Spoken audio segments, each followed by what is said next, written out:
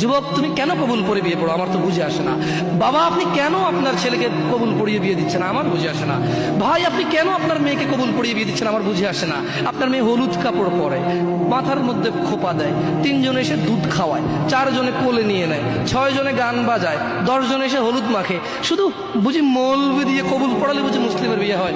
শুনুন, আপনার নবী মুহাম্মদুর রাসূলুল্লাহ সাল্লাল্লাহু আলাইহি ওয়াসাল্লাম কবুলের পদ্ধতি দিয়ে গেছেন, তাই কবুল পড়ায় মুসলমানের বিয়ে মনে করেন না। কিন্তু বাকি যেগুলো করেন এগুলো কার পদ্ধতি? কার?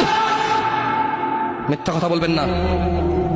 হুজুর ডেকে খুতবা পড়ে কবুল পড়ে বিয়ে কার পদ্ধতি? আল্লাহর নবীর। এই গান কার পদ্ধতি? কেন করতেছেন? ওটা তো আপনার বিয়ের অংশ। বিয়ে না হলে তো বাজাতেন না।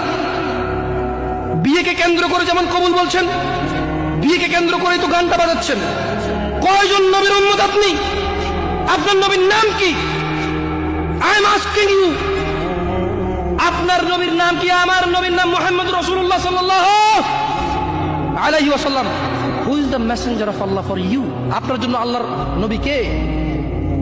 কোন নবীর সুন্নাত পালন করলেন গান বাজিয়ে?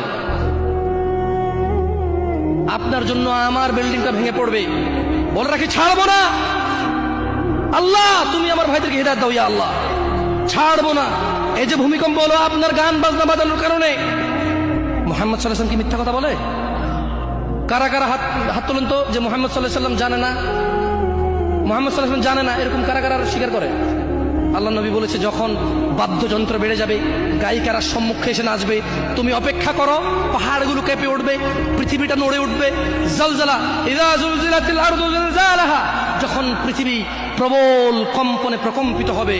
ওয়া আখরাজাতিল আরদু আসকালাহা, যখন এই মাটি তার ভিতরে যা আছে একদম লাথি মেরে বের করে দেবে, লাশ হোক আর যাই হোক, মাটি বলবে যে বেরো, বের হো আমার থেকে, বের হো, আমি তোর আর কাউকে রাখবো না।